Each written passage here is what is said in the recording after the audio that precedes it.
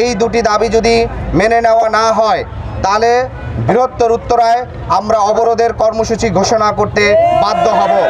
তিনি উত্তরার সমাবেশ করার উদ্দেশ্য হলো তার সন্ত্রাসীদেরকে আরও বেশি উৎসাহ দেওয়া।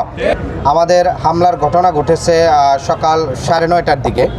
হামলার পরে আমাদের যে আহত হয়েছেন আলমগীর আলম ভাই এবং সহ অন্যরা, তাদেরকে স্থানীয় একটি হাসপাতালে আমরা চিকিৎসা করাচ্ছি। ফলশ্রুতিতে আমাদের পূর্বে হচ্ছে চিকিৎসা, এরপরে আমরা থানায় যোগাযোগ করছি, মামলার প্রস্তুতি নেওয়া হচ্ছে। একই সাথে নির্বাচন কমিশনকে যথাযথ ব্যবস্থা যেন গ্রহণ করে সেই উদ্যোগও আমাদের নেওয়া হবে। মোহাম্মদ দিদার মোল্লাকে, বিএনপিকে, জনাব তারেক রহমানকে তার সকল দিদার মোল্লাকে সাংগঠনিক পদ থেকে বহিষ্কার করে এবং আইন শৃঙ্খলা বাহিনীকে তাকে 24 ঘন্টার মধ্যে আটক করতে হবে।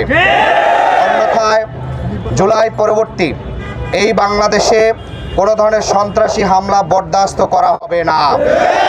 আমরা স্পষ্ট বলতে চাই, এই বৃহত্তর উত্তরা জুলাই আগস্ট গণ অভ্যুত্থানে সম্মুখ সারির সবচেয়ে প্রতিরোধের জায়গা, দ্বিতীয় স্বাধীনতার উত্তরা হচ্ছে সূতিকাগার। অতএব এই উত্তরা সবচেয়ে বেশি শহীদের জনপদ।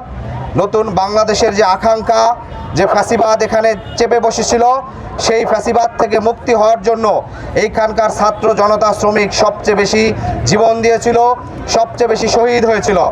যদি এই ধরনের সন্ত্রাসী হামলার প্রতিবাদে যদি বিএনপি কোনো ধরনের সাংগঠনিক ব্যবস্থা, আমরা দুটি দাবি, প্রথমত তাকে সাংগঠনিক ব্যবস্থা নিতে হবে, বিএনপিকে অতি দ্রুত তার সাংগঠনিক পদ থেকে অব্যাহতি দিতে হবে। 2 নম্বর হচ্ছে আইন শৃঙ্খলা বাহিনীকে আগামী 24 ঘন্টার মধ্যে দিদার মোল্লাকে আটক করতে হবে এবং একই সাথে দিদার মোল্লা সহ যারা আছে তাদেরকে আটক করতে হবে। একই সাথে নির্বাচন কমিশনকে স্ব-উদ্যোগে এই ঘটনার তদন্ত করে এটির বিষয়ে একটি তাদের রিপোর্ট প্রতিবেদন করতে হবে। আমরা বলতে চাই, যদি কোনো ধরনের এই দুটি দাবি যদি মেনে নেওয়া না হয় তাহলে বৃহত্তর উত্তরায় আমরা অবরোধের কর্মসূচি ঘোষণা করতে বাধ্য হব।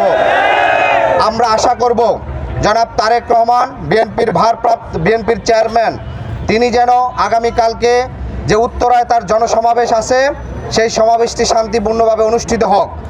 সেই 24 ঘন্টার পূর্বে তার এখানকার যারা সন্ত্রাসী আছে তাদেরকে যদি সাংগঠনিকভাবে ব্যবস্থা না নেয় তাহলে আমরা মনে করব তিনি উত্তরার সমাবেশ করার উদ্দেশ্য হলো তার সন্ত্রাসীদেরকে আরও বেশি উৎসাহ দেওয়া। আমরা সেই জায়গাটি স্পষ্ট প্রতিবাদ জানাই। আমরা আশা করব নতুন বাংলাদেশে প্রত্যেক নাগরিকের দলমত নির্বিশেষে প্রত্যেকটি রাজনৈতিক দল তার গণতান্ত্রিক অধিকার, তার রাজনৈতিক অধিকার ফিরে পাওয়ার জন্য তার ধারাবাহিকভাবে কর্মসূচি করবে।